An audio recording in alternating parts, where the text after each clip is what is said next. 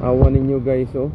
So tanawa gikan diha alas 4 sa kadlaw, napuno na daw, naabot na daw tubig dito sa may akasya, nangahurot na naanto na dito sa tumoy.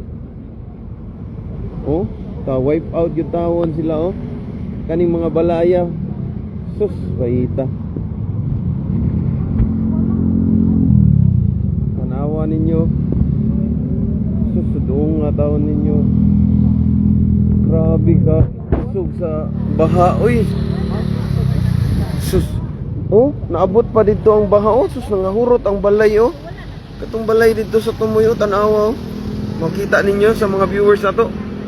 Oh, hantod pa na dito sa tumoy. Oh, nahurot, na wipe out. Oh, sus ka, grabe. So, hopefully kuan sa hangin, pero ang baha mo ini kunis-kunis sa ilang mga panimalay. Oh, nang liki na ta. Wag yun ay. Tabunan yun tanan. Hopefully nga wala ratay nang kuan ani. Sus, kabiha day diri, oh. Talisay niya padung ni Cebu City South Medical Center nya LTO. Right. Grabe eh. Alas 4 pa daw sa kadlawon ang tubig na daw diri dapita kanang nga diha. Kanang nay akasya da. Munang nahurot yun sila og nabanlas yun ba. Linog. Linog ang yawan ta ni da kay uyog-uyog ang bridge, naami diri sa bridge. So dara. So hopefully nga wala ratayan sila wala ray na nga unsa, naka-evacuate ra unta kay nag pang recover pa nilang uban, no. Sus. Imagine na nimo dito hanto na dito. Katong katumuhon bridge na dito katong sa tumoy.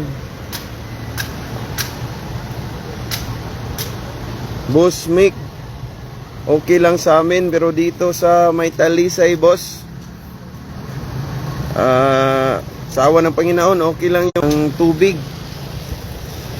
Ayan, oh. Malalim yan yung sapa na yan. Kaso lang malakas talaga yung tubig, umapaw. Nasira yung fire, ano yan, yung riprap nila dyan, no? Nasira. Yung flood control nila, nasira. Yun.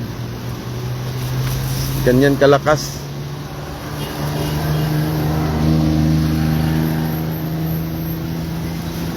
Sus, luuya taon eh. Isla Verde din, hindi? Sus, luuya taon, no? So dara, natakilid natakilid sa bridge. Kay ganina dito man ta sa kilid sa Mananga. Karon lahi na sa Talisay ka pa ni. Kaning tubig gikan pa ni dito sa bukid. Nya nagsigi paghapog